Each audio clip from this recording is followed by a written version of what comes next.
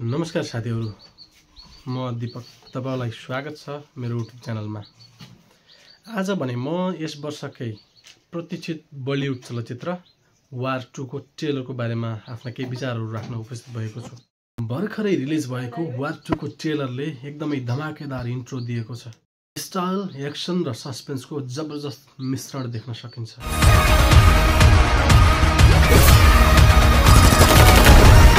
चलचित्रमा हामीले ऋतिक रोशन र टाइगर श्रफको तगडा कम्बिनेसन फेरि देख्न पाउने आशा गरेका थियौं। ट्रेलरले सरप्राइज दिँदै नायकको रूपमा ऋतिक रोशन र खलनायकको रूपमा एनटीआर जुनियरलाई प्रस्तुत गरेको छ, जुन एकदमै फ्रेश र पावरफुल कास्टिङ हो। सिनेमाटोग्राफी एकदमै हाई लेभलको छ। तू था अब नहीं। अन्तर्राष्ट्रिय स्तरको एक्सन, स्पाई थ्रिलर फिल र इमोसन पनि आवश्यकता अनुसार ट्रेलरमा देख्न सकिन्छ।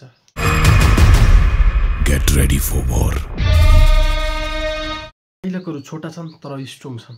This time it's not just a mission, it's personal। यो लाइनले क्लियर गर्छ कि फिल्ममा व्यक्तिगत बदला र देशभक्ति दुवै मिसिएको छ। ब्याकग्राउन्ड म्युजिक र एडिटिङ पनि फिल्ममा एकदमै क्रिस्प छ। कुल मिलाएर भन्ने हो भने चलचित्र वार 2 को ट्रेलरले दर्शकलाई सस्पेन्समा राख्दै एकदमै एक्साइटेड बनाएको छ।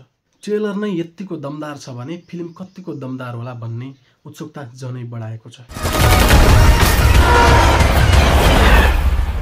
चलचित्र वार 2 को ट्रेलर तपाईले हेर्नुभयो? तपाईलाई ट्रेलर कस्तो लाग्यो त? कृपया आफ्नो विचार कमेन्ट बक्समा लेख्नुहोला। यस्तै रमाइला र अपडेटेड भिडियोहरू हेर्नको लागि मेरो च्यानललाई सब्स्क्राइब गरिदिनु होला। यो भिडियोलाई अन्तिमसम्म हेरिदिनु भएकोमा तपाईलाई धेरै धेरै धन्यवाद। अर्को भिडियो मार्फत फेरि भेटौँला। नमस्कार।